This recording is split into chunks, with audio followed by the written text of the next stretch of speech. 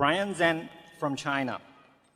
As a Coke addict myself, I'm excited to report to you, our worldwide promoter-in-chief, that the Cokes in Beijing taste just as wonderful as in Omaha.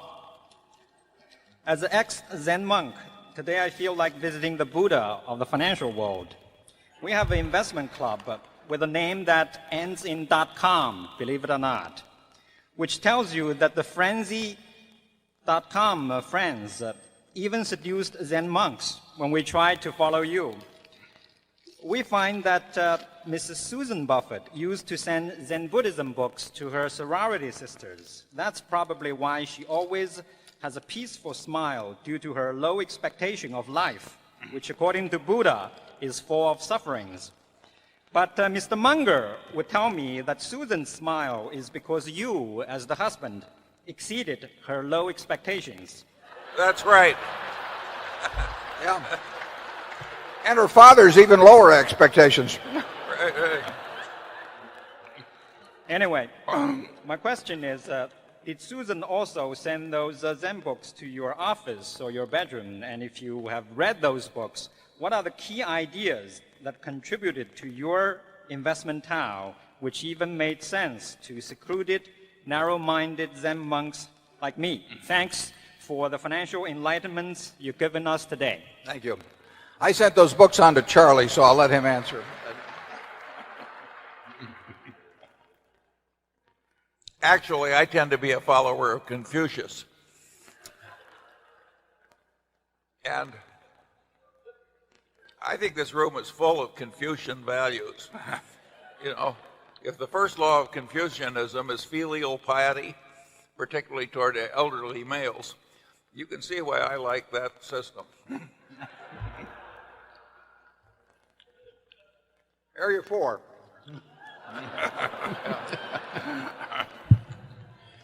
Good afternoon, Mr. Buffett and Mr. Munger. My name is Kevin Truitt from Chicago. I have 3 questions for you. Mr. Munger, at last year's shareholder meeting, you stated that you didn't feel that the concept of the cost of capital made true economic sense. Would you explain why you felt this way and what you would do to replace it with anything? My second question is to Mr. Buffett. You've stated the importance of an occasional big idea. How were you able to, in fact, tell when you had a big idea? And my third question, Mr. Buffett, you have talked about the importance of the franchise and sustainable competitive advantage. Companies like Kellogg and Campbell Soup are companies that most people would have said had those qualities. However, over time, those qualities were lost as a result of a change in consumer taste.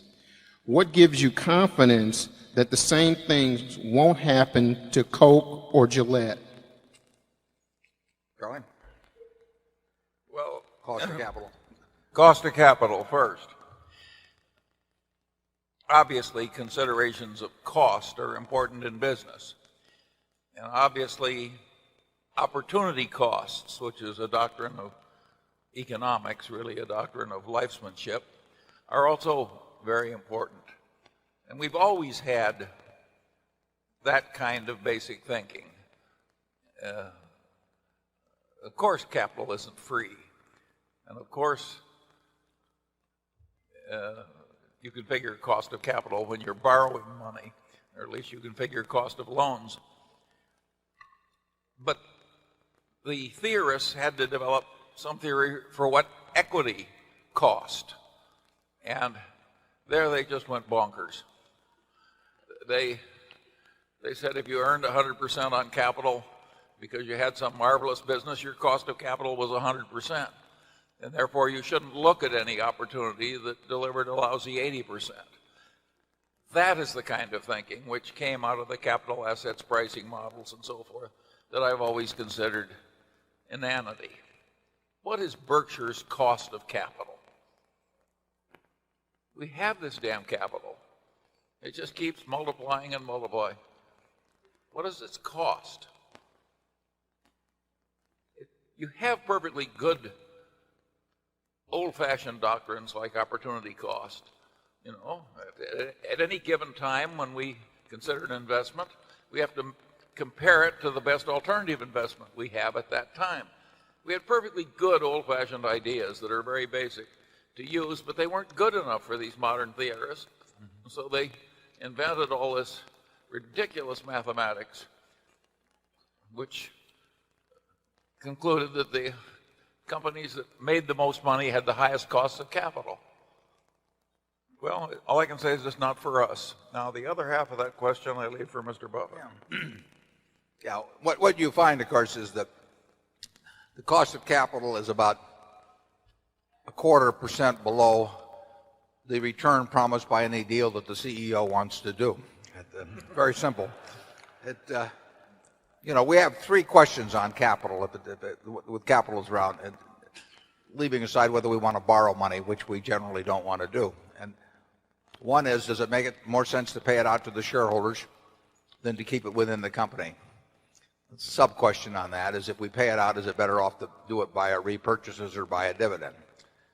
The test for whether we pay it out in dividends is, can we create more than $1 of value within the company with that dollar than paying it out? And you never know the answer to that, but so far the answer is, judged by results, is yes, we can. And we think that prospectively we can, but that's a hope on our part, and it's justified to some extent by past history, but it's not a certainty. Once we've crossed that threshold, then do we repurchase stock? Well, obviously, if you can buy your stock at a significant discount from conservatively calculated intrinsic value, and you can buy it in reasonable quantity, that's a use for capital. Beyond that, then the question becomes, if you have the capital, you think you can create more than $1, how do you create the most with the least risk? And that gets to business risk. It doesn't get to any calculation of the volatility. I don't know the risk in See's Candy is measured by its stock volatility, because the stock hasn't been outstanding since 1972. Does that mean I can't determine how risky a business See's is because we don't have a daily quote on it? No, I can determine it by looking at the business and the competitive environment in which it operates and so on. So once we cross the threshold of deciding that we can deploy capital so as to create more than $1 of present value for every dollar retained, then it's just a question of doing the most intelligent thing that you can find. And, you know, that is the cost of every deal we do is measured by the second best deal that's around at a given time, including doing more of some of the things we're already in. And I have listened to cost of capital discussions at all kinds of corporate board meetings and everything else, and you know, I've never found anything that made very much sense in it, except for the fact that it's what they learned in business school, and it's what the consultants talked about, and most of the board members would nod their head without knowing what the hell was going on. And that's been my history with the cost of capital. Now, moving on to the big ideas, you know when you've got a big idea, and I can't tell you, you know, exactly what happens within your nervous system or brain at that time, but we've had a relatively few big ideas, good ideas over the years. I don't know how many you think we've had in aggregate, probably in career, maybe 25 each or something. You took the top 15 out of Berkshire Hathaway, most of you people wouldn't be here. So roughly one every 2 years. Yeah, one every year or two. And sometimes there'll be a bunch of them, like in 1973 and 4. But the problem is, for us, is that big now really means big. I mean, it has to be billions of dollars to move the needle very much at Berkshire. But I would say that when I would turn those pages 50 years ago in the Moody's manuals, I would know when I hit a big idea. I've got a half a dozen of them that I keep the Xeroxes from those reports around from 50 years ago, just because it was so obvious that they were incredible. And that happens every now and then. When I met Lorimer Davidson, you know, in end of January 1951, and he spent 4 hours or 5 hours with me explaining GEICO, I knew it was a big idea. 8 months later, or probably 10 months later, I wrote an article to the Commercial and Financial Chronicle on the security I like best. It was a big idea. When I found Western Insurance Securities, I knew it was a big idea. I couldn't put millions of dollars into it, but I didn't have millions, so it didn't make any difference. And we've seen things subsequently, and we'll see. If we have a normal lifespan, we'll see a few more before we get done. But I can't tell you that exactly how. I can't tell you exactly what transpires in my mind that says, flashes a neon sign up that says this is a big idea. What happens with you, Charlie?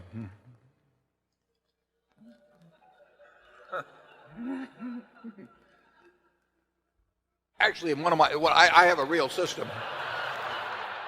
My idea of a truly big idea is one I get and I call Charlie and he only says no, rather than that's the worst idea I've ever heard of. But if he just says no, it's a hell of an idea.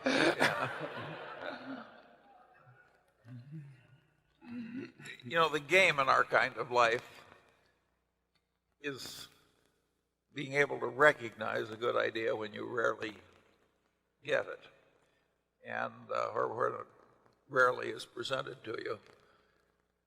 And I think that's something you have to prepare for over a long period. What is the old saying? That opportunity comes to the prepared mind. And I don't think you can teach people in 2 minutes how to have a prepared mind. But that's the game. Things we learned 40 years ago, though, will help and recognize the next big idea. And on opportunity cost, going back to that, the current freshman economics text, which is sweeping the country, has right in practically the first page, and it says all intelligent people should think primarily in terms of opportunity cost. And that's obviously correct.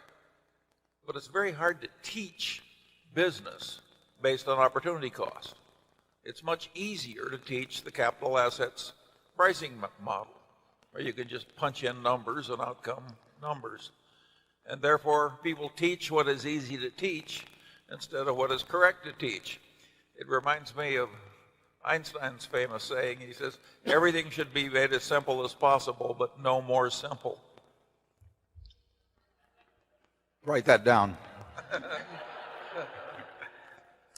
You asked an interesting question about franchises too, and mentioned Campbell's Soup and Kellogg, and I am no expert on that, but I would say that just based on my general observation over the years is that the problems there came from two different things. I think that the problems with cereal, ready-to-eat cereal, were not so much changes in taste or consumption patterns, but I think they made it just push their pricing too far to the point that they lost market share without having the moat that they thought they had, as opposed to the General Mills cereals and the General Food cereals and all of that sort of thing. I mean, if your pricing really gets out of whack and people regard Wheaties or Grape Nuts in the same category as they regard Kellogg's Corn Flakes, you're going to lose share. And once you start losing share, it's hard to get back. Problems with soup, I think, relate more to lifestyle. I think that it's become, it's a little less, it fits in a little less well with current lifestyles maybe than 40 years ago. Soft drinks, the consumption of soft drinks, I don't have the figures here, but I would wager that in 110 years, the per capita soft drinks has gone up virtually every year throughout that history. I mean, it's now close to 30% of U.S. consumption of liquids. So if the average American has about 64 ounces of liquids a day, you're talking about, say, 18 ounces of that being soft drinks, and 43% of that 18, or almost 8 ounces a day, being Coca-Cola products. In other words, 1/8 of all the liquid man, woman, and child in the United States take in comes from Coca-Cola products. But that has gone up virtually, well, throughout the world. It's gone up on a per capita basis, almost since soft drinks were discovered. That people, I would say that trend is almost impossible to reverse on a worldwide basis. I mean, there's so much potential in countries where per capita consumption is like, I think it's maybe 8 per capita, which is 8-ounce servings. They talk in terms of 64 ounces a year. So you have 1/50th of the consumption per capita on Coke products in some important countries that you have here. I just don't see it as being. Now, you can push pricing too far. I mean, there comes a point. Depends on the country in which you're doing it, and it depends even on areas within the country in which you do it. But if you establish too wide a differential between Coke and a private label product, you will change consumption patterns somewhat. Not huge, but enough so that you don't want to do it. But I don't think you'll see. It's interesting. Coffee has gone down every year. People talk about Starbucks and all that, but if you look at coffee consumption in this country, if you look at milk consumption in the country, per capita it just goes down, down, down, down, year after year after year after year. And I think it's pretty clear what people like to drink once they get used to it. And with the price,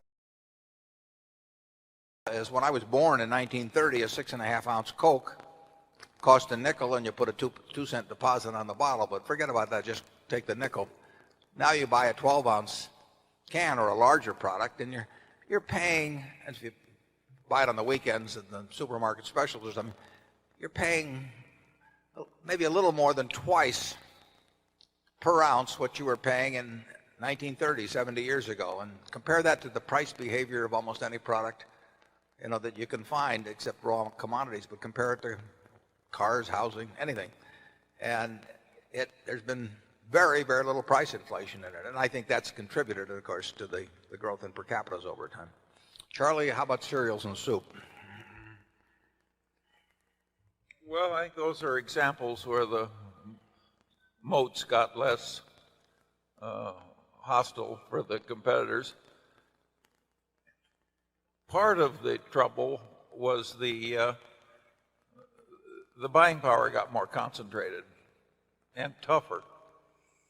I mean, the big grocery chains now have a lot of clout, and then you add the Walmarts and the Costcos and the Sams, and it's a different world faced by the Kellogg's than the one they had 30 or 40 years ago. Yeah, there will be a battle always between brands and retailers, because the retailer would like his name to be the brand. And to the extent that people trust Costco or Walmart more than or as much as they trust the brand, then the value of having the brand moves over to the retailer from the product itself. And that's gone on for a long, long time. The first cases I know about in any real quantity were back with A&P in the 30s. And A&P, I believe, was the largest food retailer in this country, and they were also a big promoter of private labels. Ann Page, I think, was a big private label with them, for example. And they felt they could convince the consumer in the 30s that their brand meant more than having Del Monte on it or Campbell's or whatever it might be in the different categories. And people thought they were going to win that war for a while, and who knows? I mean, I don't know all the variables that went into the A&P's decline, but it was dramatic. I mean, it was a great American success story for a while, and then it was a great American failure. Charlie? Yeah. The muscle power of the Sam's Clubs and the Costco's has gotten very extreme. A little earlier this morning when I was autographing books, a very good-looking woman came up to me and said she wanted to thank me. And I said, for what? And she said, you told me to buy this pantyhose I'm wearing from Costco. And I'd evidently made some previous comment about how amazing it was that Costco could get Hanes, of all people, to allow a co-branded pantyhose, Hanes-Kirkland, in the Costco stores. That wouldn't have happened 20 years ago. She must have been pretty desperate if she was consulting with you on where to buy pantyhose, Shirley.